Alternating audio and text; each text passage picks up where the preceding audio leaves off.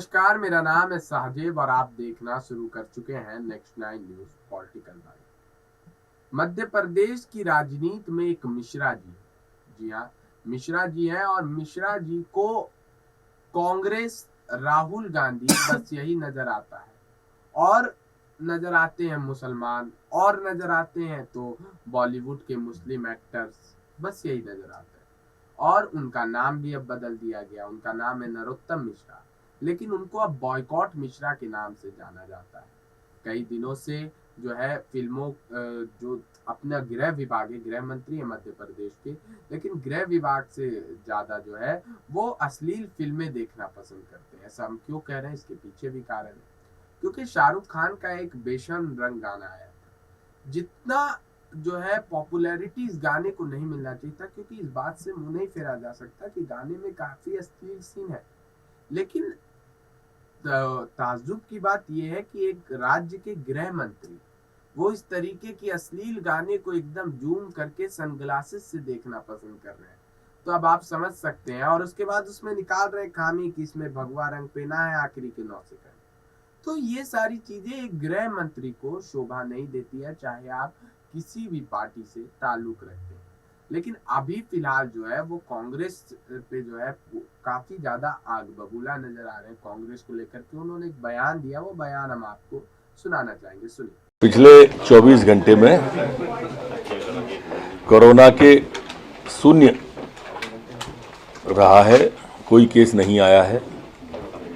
ठीक होकर अपने घरों और गंतव्य की ओर जाने वाली संख्या भी शून्य है। जो वर्तमान में प्रदेश के अंदर एक्टिव केस हैं वो 5 हैं। जो सैंपल कलेक्शन पिछले 24 घंटे में किया गया है वो 65 लोगों का सैंपल कलेक्शन किया गया है। संक्रमण दर की संख्या वर्तमान में 0 है, जबकि रिकवरी दर की संख्या हमारी 98.7 बनी हुई है। जो पिछले 24 घंटे में पुलिस कर्मियों के संक्रमण की संख्या 0 है, पुलिस कर्मी के एक्टिव केस की संख्या 0 है। जो पिछले 24 घंटे में वैक्सीनेशन हुआ है वो 971 लोगों का वैक्सीनेशन संपूर्ण मध्य प्रदेश में हुआ है।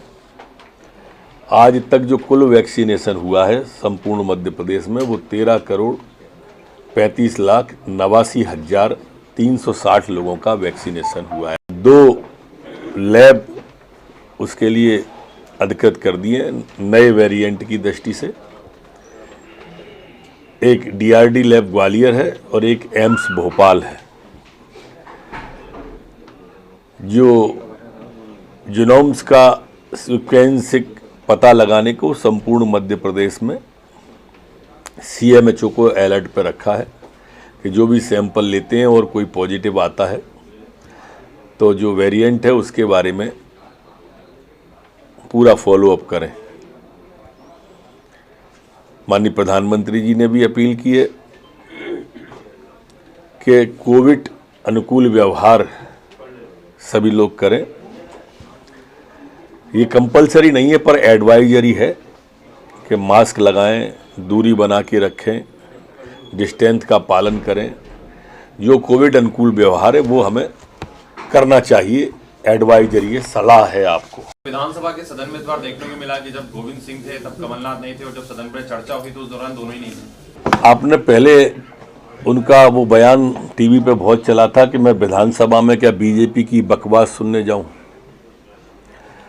वो अब तो उनने सिद्ध कर दिया नहीं आके कि कांग्रेस ने जो अविश्वास प्रस्ताव रखा था वही बकवास था, और इसलिए उस बकवास को सुनने नहीं आए होंगे। मैं आज तक नहीं समझ पाया कि आखिर गोविंद सिंह जी का कसूर क्या था। आपका पूरा गुट उनको विधानसभा के अंदर डिमोरलाइज करने में और फेल करने पर उतारू था। मैंने बोला भी, रिकॉर्ड में है। गोविंद सिंह जी का कसूर जो मेरे को समझ में आया वो इतना था कि वो दिल्ली दरबारी नहीं थे, ना ही वो सोनिया जी के तीसरे बेटे थे, ना ही वो पेज 3 कल्चर के जीने वाले थे। एक किसान का बेटा था, गांव से राजनीति करता हुआ अपनी राजनीतिक तपस्या से सन 90 से लगातार अजय जीतता हुआ आ रहा था। आपके गुट ने तो ठाकुर के हाथी काट दिए। मेरी भेंट हुई थी उनसे, मैंने उनका 1.5 घंटे का धारा प्रवाह उद्बोधन की क्लिपिंग भी देखी है,